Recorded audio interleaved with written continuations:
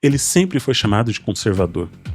E muitos críticos estão dizendo que esse é o seu filme mais conservador. Odisseu aqui é muito menos grego e muito mais cristão.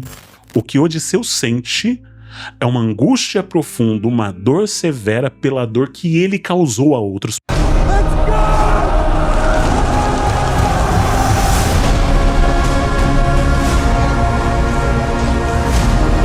Uma coisa que talvez você não saiba é que Nolan sempre foi muito criticado pela crítica por ser um cara muito conservador.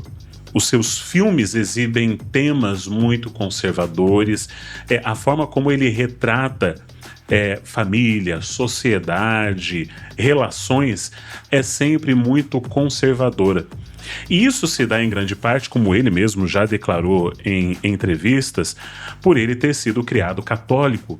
E por ele, como ele mesmo falou, ele disse que o catolicismo, o cristianismo informou o jeito como ele vê o mundo, a cosmovisão dele é essa e, portanto, isso se comunica através daquilo que ele faz. E isso é tão verdade que a principal cena desse filme,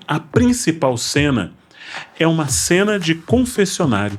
É uma cena onde Penélope é um padre e Odisseu é o pecador confessando o seu pecado para Penélope. E essa cena que vai acontecer lá no final, essa cena que é tão impactante, que é o momento do ahá, é aquele momento onde narrativamente o Nolan está fazendo o payoff, ele está recompensando o público por 3 horas de narrativa onde ele escondeu fatos, mas soltou pistas ao longo do caminho para que você conseguisse chegar nesse momento do ahá. Durante todo o tempo falando sobre o povo do mar, durante todo o tempo falando sobre a lei de Zeus, durante todo o tempo mostrando essa lei sendo quebrada por absolutamente todo mundo, com a exceção de Penélope e o seu filho ali, Telêmaco, com aquela situação. E então, quando tem essa cena da confissão de Nolan, isso é um payoff magnífico. Para entender isso, a gente vai ter que falar sobre ferida moral e também sobre miasma. A principal diferença que existe entre a Odisseia do poema grego para a Odisseia do filme de Nolan é a forma como ele decidiu retratar Odisseu. Nolan fez um Odisseu à sua imagem e semelhança, no sentido de que ele trouxe para Odisseu algumas coisas, alguns temas com os quais ele gosta de trabalhar nas suas obras. Essa coisa da ferida moral, desse herói que se sente culpado por ter conseguido a vitória. A gente viu isso quando a gente assistiu o filme do Oppenheimer. É justamente sobre isso o filme. Esse homem que consegue a vitória para a guerra, mas a que custo? Esse é um custo que ele vai ter que carregar, e isso traz uma tristeza, um peso muito grande para esse herói, que tem que conviver com a dor e com a culpa do que a sua vitória causou. O filme todo, ele gira em torno daquilo que eu falei no meu outro vídeo sobre a xenia, que significa você ser hospitaleiro, receber bem as pessoas, vem da lei de Zeus. A lei de Zeus, que seria a teoxenia seria a possibilidade dos deuses se transformarem em humanos para testarem a bondade dos homens para ver se eles os receberiam bem. As I was really going back to the poem and looking at, okay, what fuels all this, what's sort of there behind it, you have this concept of Xenia. We don't refer to it as Xenia in the film because I think that would be confusing. So we just refer to it as Zeus's law, but it's that idea that, you might look like a humble beggar, but you could be a god in disguise.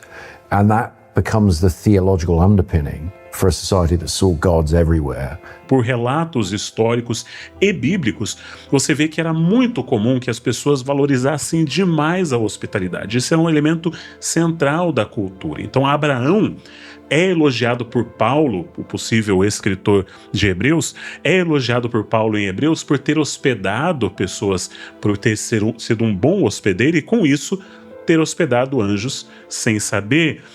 Você tem isso também na cultura árabe, a importância de você receber bem as pessoas e cuidar bem delas, porque afinal também são de uma tradição abrâmica. Quando você vai ver para toda essa história, isso não foi uma inovação do Nolan, tá? O Nolan simplesmente estudou muito bem o assunto para ver algo que já era debatido entre os estudiosos da literatura grega, da Odisseia, da Ilíada, que estudaram a forma como esse relato é feito, e muitas pessoas já tinham apontado que o elemento central que costura a narrativa da Odisseia e da Ilíada é justamente a xenia. Porque quando você pensa que para conquistar Troia, para conseguir finalmente acabar com essa guerra que estava durando 10 anos, que estava esgotando todo mundo, Odisseu surge com uma ideia terrível, a ideia de oferecer um presente que era para ser levado para dentro dessa cidade, o cavalo de Troia, só que isso era uma armadilha, um engano, para que então eles pudessem sair desse cavalo e então atacar as pessoas e conseguir a vitória. E claramente essa é uma quebra da xenia, é invadir a casa com pretextos escusos, enganar as pessoas, trair completamente a confiança das pessoas, dizendo que está vindo em paz, nós estamos vindo em paz. Isso seria a mesma coisa de levantar uma bandeirinha da paz, só para quando chegar perto para cumprimentar, você tirar uma faca, uma arma e matar o seu oponente. Isso é absurdo, isso não se faz. E isso é criticado na literatura grega em vários momentos, e durante toda a história, vários viram a vitória sobre Troia como uma grande traição. Então, se por um lado, pelo lado dos vitoriosos, Odisseu era louvado como um homem muito inteligente que pensou na solução para acabar com a guerra, a verdade é que essa é uma história de traição. Então, quando você vai ver o que vai acontecer em seguida, essa xenia, essa lei de Zeus sendo quebrada em todos os momentos. Então seria mais ou menos assim: Odisseu, você quebrou essa lei, agora você vai sofrer as consequências da quebra dessa lei, porque essa lei vai ser quebrada em todo lugar para onde você for. Deixa eu só abrir um parênteses rapidinho, só quero agradecer a Insider por patrocinar esse vídeo, por nós conseguirmos fazer vídeos como esse, complexos, profundos, para nós tratarmos sobre como as histórias impactam a nossa vida. Insider, a melhor marca de roupas. Com o cupom Jurandir, você consegue o seu melhor desconto. Link na descrição ou o QR Code. O que eu achei muito legal nessa versão de Nolan é que ele caracterizou os deuses, e a gente vai entender por que isso. Ele caracterizou os deuses da forma mais natural possível. Quando os gregos falavam de Poseidon, eles não estavam literalmente achando que alguém já tinha visto aquela criatura segurando um tridente. Eles não achavam que alguém já tinha visto Zeus segurando aquele raio. Eles simplesmente ouviam um raio, trovão, e falavam, Zeus. Eles viam a tempestade no mar e falavam, Poseidon. Eles viam a guerra, eles falavam Atena, viam a morte e falavam Hades.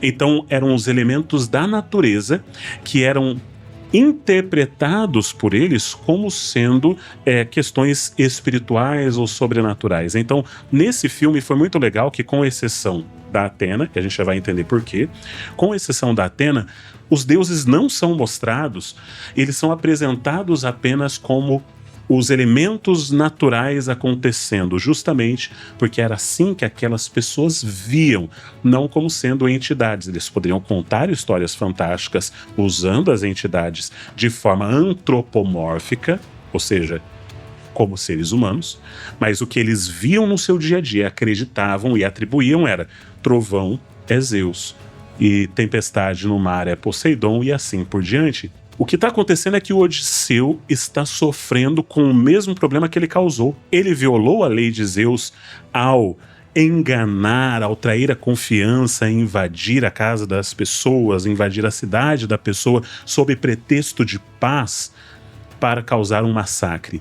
E agora todo lugar onde ele vai, ele é mal recebido, exceto ali quando ele vai finalmente chegar nos feácios, e daí os feácios vão tratá-lo bem. A gente já vai entender como que isso daí ficou de fora do filme, mas eu acho que é extremamente importante pra gente entender um ponto do filme também. Tem uma coisa que o filme mostra, que eu acho que é uma das formas mais geniais de storytelling, que mostram justamente a capacidade única do Nolan de amarrar uma história muito bem. Uma das críticas que havia sido feita era de Atena ser interpretada por Zendaya, pela compleição facial de Zendaya. Zendaya sendo uma moça morena, não faria sentido Zendaya ser Atena. O filme dá uma lógica fantástica para isso. Você viu que o objetivo é que Zendaya, ela não é a aparência de Atena. E no próprio livro, Atena ela aparece de várias formas, com várias aparências, sempre enganando. Raramente os deuses apareciam com sua aparência real. Eles apareciam disfarçados de humanos, disfarçados até de animais. Eles se disfarçavam para estarem presentes com os seres humanos. Então, obviamente, aquela não é a aparência da deusa Atena. E a justificativa é muito genial, porque existe uma cena bem perturbadora quando você vai para Ilíada, quando eles invadem Troia, porque acontece que Ajax, ele vai até o templo de Atena perseguindo Cassandra, e ele faz aquela coisa horrível que homens podem fazer com mulheres. Não vou citar para não desmonetizar o vídeo. Ele faz isso aos pés da estátua de Atena. E isso é tão horrível, isso é tão assustador, que o próprio Odisseu fica pé da vida com aquilo, porque profanaram a Atena, principalmente. Odisseu não está tão preocupado com a Cassandra, ele está preocupado com Atena por ter ofendido os deuses, e é demandado deles, dos gregos, que matem Ajax, que apedrejem-no e que acabem com a vida dele, porque senão isso daqui era um miasma. O que era um miasma? Miasma seria uma poluição contagiosa quando uma pessoa não é punida pelo coletivo. Isso daí poderia ser uma regra nossa aí no Brasil também, né? Não vai sobrar quase ninguém, mas tá bom. Se uma pessoa faz um ato abominável, se o coletivo não pune essa pessoa, o coletivo é punido pelos deuses. Opa! Isso ressoa em algo que também está presente na Bíblia, certo? Você tem vários momentos no Antigo Testamento, um momento em especial que é a famosa capa de Acã, onde por não castigarem essa pessoa, esse indivíduo, ele é só um exemplo, tem vários outros, por não castigarem um indivíduo que é culpado por um pecado, todo o povo acaba sendo prejudicado, todo o povo acaba sendo atacado por Deus e se torna vítima da ira de Deus, porque é o conceito do miasma na versão bíblica. É claro que na versão bíblica existem outras atenuantes da construção de um povo puro e tal. Tem várias questões teológicas profundas que estão envolvidas no fato de Deus pedir o extermínio completo de uma pessoa assim e punir a sociedade por não exterminá-la imediatamente. Mas, assim como na Bíblia, a fúria de Deus só é apaziguada quando aquela pessoa que cometeu uma abominação é eliminada. Essa pessoa é apagada completamente, de preferência de uma forma assim horrenda mesmo, para que fique claro, ninguém vai ser tolerado ao fazer esse tipo de coisa no meio do meu povo. Para os gregos, você não punir uma pessoa que fez uma coisa horrível quer dizer que você vai despertar a ira dos deuses por essa injustiça, e agora os deuses vão castigar o povo como um todo. E é isso que acontece quando eles estão saindo agora de Troia, tentando voltar para casa, porque eles não punem Ajax. Então, os navios são atacados por Poseidon. Ajax, na história, ele se segura numa pedra e até arrogantemente fala aí, ó, consegui sobreviver. Poseidon fica pé da vida, pega o seu tridente, racha a pedra, Ajax afunda e morre. Então, existe essa fúria por parte dos deuses pela forma como eles fizeram, pela forma como eles conseguiram ganhar essa batalha. Que essa guerra precisava terminar, todos sabiam. A forma como ela acaba se torna o grande problema para os deuses e a consequência ruim. Então agora, o que a gente vê é o próprio Odisseu sendo vítima desse miasma que ele mesmo causou, esse miasma de ele ter violado a lei de Zeus, e isso está causando a morte de toda a sua tripulação. Essa é a interpretação que Nolan traz. Mais uma vez, Não é uma interpretação inédita, Nolan não está fazendo aqui invencionismo, isso é debatido nos círculos acadêmicos, encontrei muitas referências de vários pesquisadores que já tinham proposto isso antes. Então, o Nolan está completamente respaldado do ponto de vista acadêmico. Então, quando você vê toda essa história sendo costurada dessa forma, a forma como Nolan entendeu, porque é muito difícil você narrar a história da Odisseia, porque ela é muito fantástica, é muito difícil você fazer, inclusive, Odisseu ser uma figura carismática, e Nolan tinha essa preocupação de fazer com que esses personagens fossem relacionáveis. O desafio de todo escritor é fazer com que personagens sejam relacionáveis. Aí você vai dizer, Jurandir, mas a Odisseia está há 2.800 anos, ela continua existindo. Não quer dizer que foi bem feita a forma como tinha sido feita? Sim, mas para uma forma de pensamento específica de como funcionava a mente do grego naquela época. E a gente ainda consegue entender, mas a gente tem um distanciamento com relação à forma como isso era visto. A forma como era visto de uma forma muito mais positiva o comportamento de Odisseu do que nós conseguimos enxergar hoje. A moral dos gregos não era a mesma moral nossa, a ética dos gregos não era a mesma ética nossa.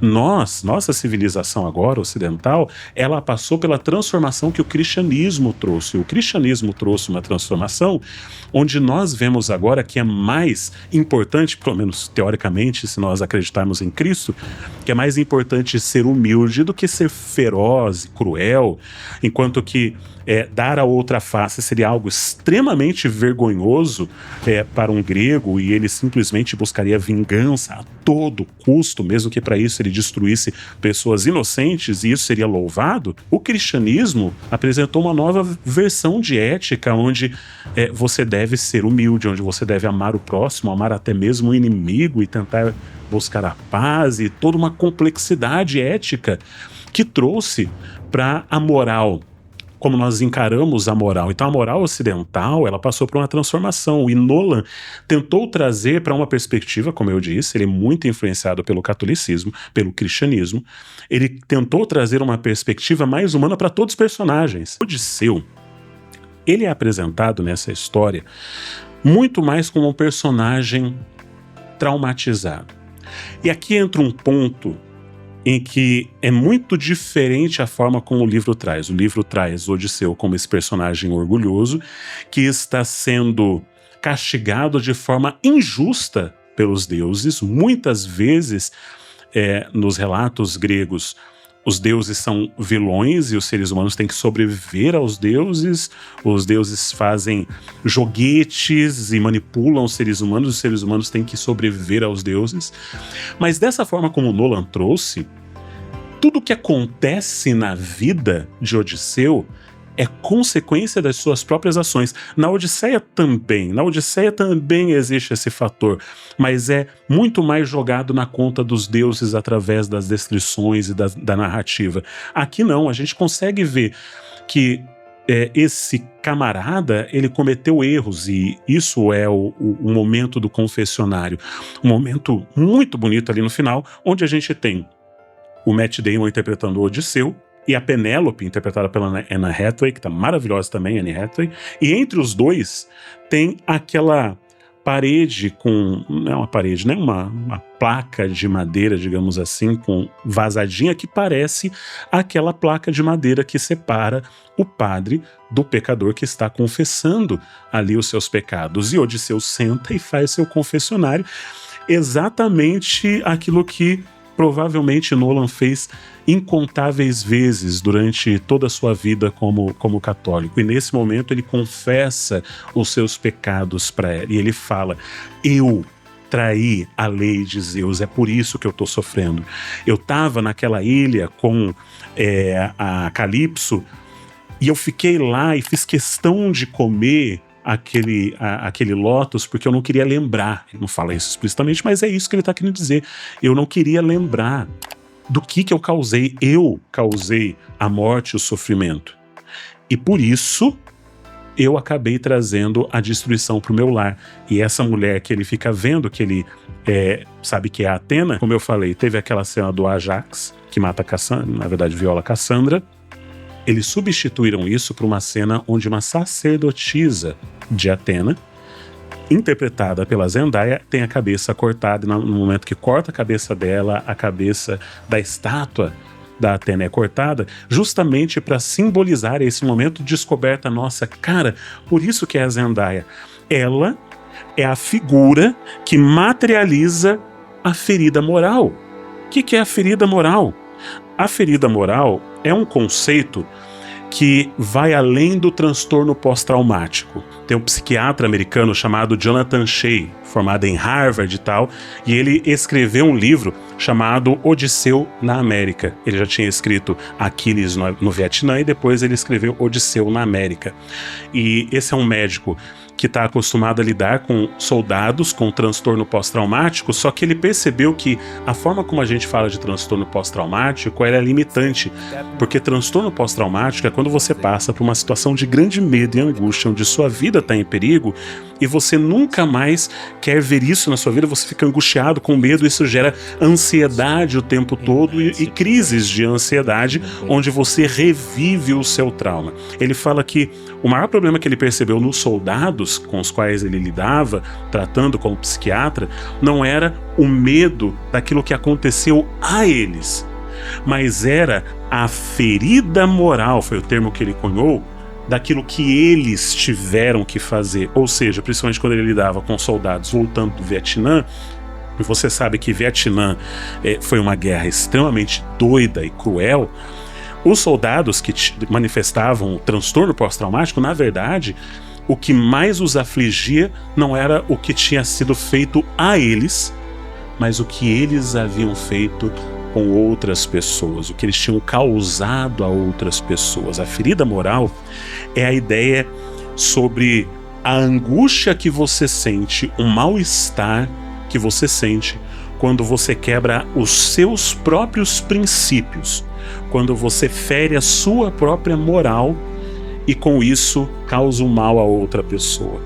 Então, um soldado do Vietnã que mata uma criança, por exemplo, isso é algo inconcebível, mas aconteceu pra caramba no Vietnã, e você vai ter vários filmes que tratam sobre esse assunto. Eu já analisei aqui no canal, inclusive, o filme Nascido para Matar, do Stanley Kubrick, que mostra isso de uma forma muito inteligente, muito pesada. Então, aqui você tem o Odisseu, não como um cara com um transtorno pós-traumático. Eu tô chateado, eu tô angustiado, eu tô com crise de pânico por causa de tudo que fizeram comigo na guerra. Não. O que Odisseu sente é uma angústia profunda, uma dor severa pela dor que ele causou a outros, por ele ter ferido a sua própria moral. Eu tenho um princípio de vida que é a lei de Zeus, e eu acredito piamente nisso, na hospitalidade. E eu quebrei isso para conseguir vencer a guerra. Conviver com a quebra dos seus próprios princípios é muito mais difícil. Qualquer um de nós que já quebrou, violou algum princípio que nós defendemos como verdadeiro e sagrado, sabe como que é difícil conviver com o sentimento de culpa. Eu sei que é errado e eu fiz isso. Como que eu pude ser capaz de fazer algo tão horrível? É disso que Odisseu se lamuria, é isso que ele fala para Penélope. Essa é a ferida moral que ele carrega e que conduz essa história. E alguns tentam dizer que isso é diminuir a forma como nós vemos Odisseu, mas eu acho que é recontextualizar. É claro que o Odisseu do livro é outro. O Odisseu do livro não está preocupado com a ferida moral, ele está preocupado com fizeram errado comigo, as pessoas precisam agora pagar por isso porque eu sou bonzão e tal. Só que quando a gente vê isso daqui por uma outra perspectiva, a gente pode conseguir aplicar, e aqui entra um negócio que as pessoas não entendem. Ele sempre foi chamado de conservador. E muitos críticos estão dizendo que esse é o seu filme mais conservador. As pessoas não entendem a diferença entre questões identitárias de pauta escalar uma pessoa de tal cor e tal. Eles acham que isso é ser woke, que isso é ser progressista e não sei o que lá. Isso daqui é uma camada tão superficial da vida, tão boba, é cor da pele, que besteira. Não, Christopher Nolan é chamado de conservador porque os princípios que ele defende nas suas obras, princípios, a estrutura basilar do ser humano, os princípios que ele defende são conservadores. E aqui estão criticando a Odisseia por ser um filme conservador ao ponto de se tornar moralista. Estão dizendo, os críticos, de que o que Nolan está fazendo é julgar Odisseu pela ótica da nossa ética e da nossa moral de um ocidente cristianizado. E basicamente o que a gente está vendo nessa história é uma história cristã na perspectiva da teologia católica. É Odisseu tão ferido pela dor que ele causou, que agora ele vai passar durante toda essa jornada sofrendo a penitência pelos seus atos. É um ato penitencial. A jornada de Troia até Ítaca, para Nolan, é penitência para pagar os pecados que esse homem cometeu, para apagar a ferida moral que ele carrega. Por isso que ele é fragmentado, por isso que ele sofre, por isso que ele não consegue lidar com a verdade do que aconteceu e se refugia na ilha de Calipso por tanto tempo. Essa é uma ferida que ele vai carregar. Então não é à toa que a frase mais impactante que Odisseu fala durante todo esse filme é a que ele diz para Penélope quando ele diz o seguinte: nós lhes deixamos um presente, falando sobre Troia. Nós lhes deixamos um presente, uma oferenda de paz que eles levaram para dentro do seu lar. Violamos tudo que é sagrado entre as pessoas e transformamos uma luta em uma caçada. Queimar as muralhas de Troia foi queimar o mundo inteiro. Aqui nós vemos o mesmo herói de Oppenheimer. Eu consegui vencer a guerra, mas para isso teve Hiroshima e Nagasaki. O preço foi muito alto. Muito alto. Agora aqui eu consegui vencer a guerra, mas para isso eu traí a minha própria moral. Eu enganei aquelas pessoas. Eu causei destruição de forma cruel, sem chance de defesa para aquelas pessoas. E ainda teve Ajax e outros que fizeram coisas abomináveis com as mulheres daquele lugar. Então essa ferida moral é que acompanha Odisseu. Odisseu aqui é muito menos grego e muito mais cristão.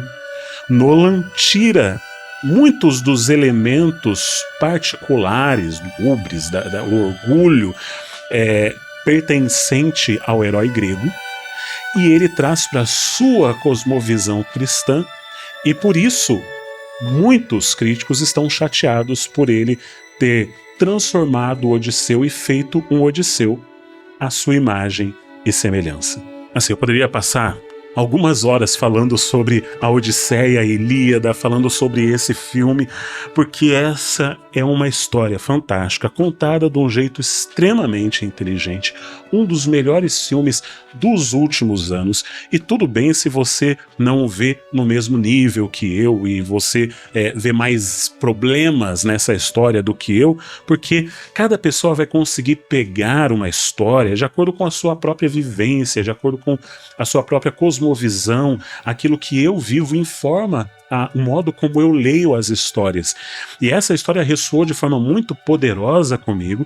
Vocês sabem, por todo o meu histórico pessoal com relação ao Odisseu, e eu poderia falar de várias outras coisas a respeito disso, mas o fato é que a Odisseia de Nolan é um relato sincero, belo, poético e magistral de uma adaptação a seu próprio modo à história ficcional mais importante do Ocidente. Se você gostou desse vídeo, eu recomendo muito que você veja esse vídeo aqui. Por favor, se inscreve nesse canal, sua inscrição é muito importante. Um forte abraço e arrivederci.